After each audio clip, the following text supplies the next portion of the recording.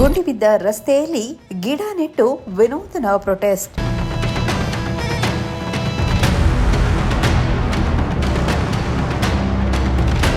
ರಸ್ತೆ ದುರಸ್ತಿಗೆ ಆಗ್ರಹಿಸಿ ಬಿಜೆಪಿ ಕಾರ್ಯಕರ್ತರ ಆಕ್ರೋಶ.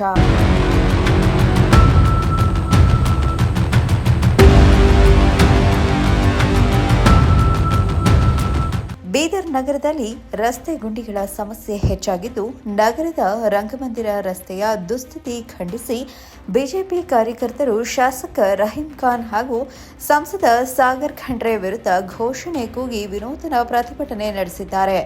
ರಸ್ತೆ ಮಧ್ಯೆ ಕುಳಿತು ಪ್ರತಿಭಟನೆ ನಡೆಸಿದ ಕಾರ್ಯಕರ್ತರು ಗುಂಡಿಯಲ್ಲಿ ಗಿಡ ನೆಟ್ಟು ನೀರು ಹಾಕುವ ಮೂಲಕ ಸರ್ಕಾರದ ವಿರುದ್ಧ ಆಕ್ರೋಶ ವ್ಯಕ್ತಪಡಿಸಿದ್ದಾರೆ.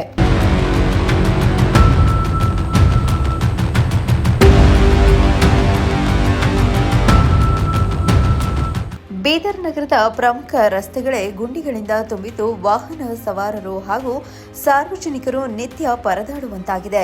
ಆದರೆ ಶಾಸಕರು ಅವರ ಮನೆಗೆ ಹೋಗುವ ರಸ್ತೆ ಮಾತ್ರ ಮಾಡಿಸಿದ್ದಾರೆ, ಬೇರೆ ಯಾವ ರಸ್ತೆಗಳನ್ನು ಮಾಡಿಸಿಲ್ಲ. ಯಾವಾಗಲೂ ಕೋಟ್ಯಾಂತರ ರೂಪಾಯಿ ಅನುದಾನ ತಂದಿದ್ದೇವೆ ಎಂದು ಹೇಳ್ತಾರೆ, ಆದರೆ ನಗರ ರಸ್ತೆಗಳನ್ನು ನೋಡಿದರೆ ಅಭಿವೃದ್ಧಿ ಎಲ್ಲಿದೆ ಅನ್ನೋದು ಗೊತ್ತಾಗುತ್ತೆ ಎಂದು ಕಿಡಿಕಾರಿದರು.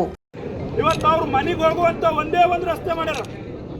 ರಹೀಂ ಖಾನ್ ಅವರ 2 ವರ್ಷ ಅಲ್ಲ 15 ವರ್ಷ ಸಾಧನೆ ಏನು ಅಂದ್ರೆ, ಅವ್ರ ಮನೆಯಿಂದ ನಂದು ವಾರ್ಡಿಗೆ ಸಿದ್ದರಾಮಯ್ಯ ಲೇಔಟ್ ಹೋಗೋದು ಒಂದು ರೋಡ್ ಏನದ, ಅದು ಅವ್ರ ಫಾರ್ಮ್ ಹೌಸ್ ಅವ್ರ ಲ್ಯಾಂಡ್ ಅದ ಡೆವಲಪ್ ಆಗ್ತದೆ ಅಂತೇಳಿ ಅದು ಒಂದು.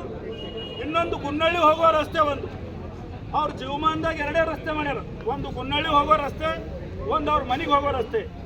ಇನ್ನು ಸುಮಾರು 1 ಗಂಟೆಗೂ ಹೆಚ್ಚು ಕಾಲ ರಸ್ತೆ ಮಧ್ಯೆಯೇ ಪ್ರತಿಭಟನೆ ನಡೆಸಿದ ಬಿಜೆಪಿ ಕಾರ್ಯಕರ್ತರು ಬಳಿಕ ಬೀದರ್ ಮಹಾನಗರ ಪಾಲಿಕೆ ಆಯುಕ್ತರಿಗೆ ಮನವಿ ಪತ್ರ ಸಲ್ಲಿಸಿ ಶೀಘ್ರವೇ ಸಮಸ್ಯೆ ಬಗೆಹರಿಸುವಂತೆ ಒತ್ತಾಯಿಸಿದರು.